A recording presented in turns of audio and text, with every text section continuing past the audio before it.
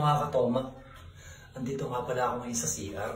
Kasi yung asawa ko, naku po, naiinis ako. Binigyan niya ako ng pera. Binigyan ako ng 200. Kaya lang, ang ginawa naman, nasabi sa akin, baka naman ipang-iinom mo lang yan. Sabi ko, ba't ka naman pang-iinom? Hindi na ako umiinom ngayon. Sinabi ko, syempre, magsisinungaling tayo parang kapag makainom ako. Eh sabi niya, bahala mo ko lang na uminom ka, hindi ka na magkakaroon ng pera sa akin. Pero meron ako naisip kung paano ang gagawin ko. Kasi kahapon, uminom kami. Noong tropa ko dito, yung kasama namin dito, yung kapitbahay namin. Uminom kami. May 2 buting riders doon na basyo. Gagawin ko isang soli ko. Sasoli ko lang doon sa bilian. Pero ang gagawin ko, pagkasoli ko, bibili na ako. Pero pag nahuli ko, bahala na. Ako na bahala gumawa ng dahilan doon. Let's go! Ba magsasoli ka na ng bote ko kaya Erwin? Oo, sinuli ko lang. Bakit may dala ka na naman bago? Ay, ito, kikwento ko sa iyo. Kung bakit nagkaroon ko ng laman. Ay, kikwento ko sa iyo. Ganito kasi yan. Papunta ako doon, di ba? Sasoli ko lang talaga itong basyo na to eh. Oo. Meron ako nakita doon. Ang dami, nag-uumpo ka sila doon. Nag-uumpukan. Ang ginawa ko, ang ginawa ko ganito. Nakiisyoso ko. Tinignan ko kung ano yung ginagawa nila. Yung pala, meron isang magician. Minamagican niya lahat ng mga yung mga tao doon. Kaya ang daming tao doon. At tapos ako naman ginawa ko, pumupurin ako. Hindi ako naniniwala sa magic na yan. Dahil ginawa nung may magican niya yung isa.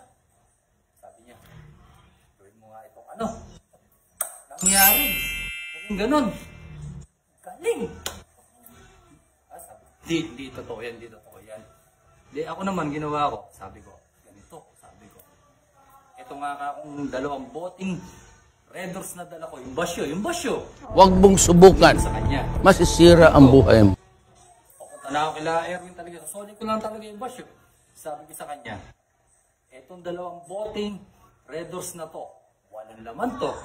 Gawin mo nga meron laman. Nag-abra-kadabra. Gumanon siya, pumikit, gumanon. Maya pagtingin ko, may laman na. Ayan o, kita mo. Ito, may laman. Ayan. Galing, may laman. Hindi talaga ako bumili. Wow! Paano nangyari? Ang mas maganda. Di ba binigyan mo ako 200? Tapos? Yung 200, inano ko siya.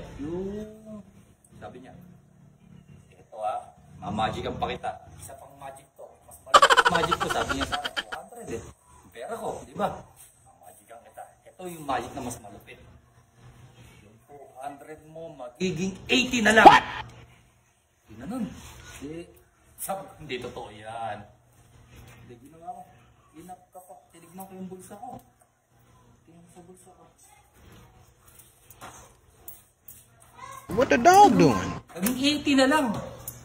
Ay, 4 na tigbe 20. Galing mag-magic. Apakagaling mag-magic nun. Kaya sinasabi ko sa'yo, hindi ako bumili. Magican lang ako. Minagican lang ako. Malapit mo sa may tindahan din sa kala Erwin.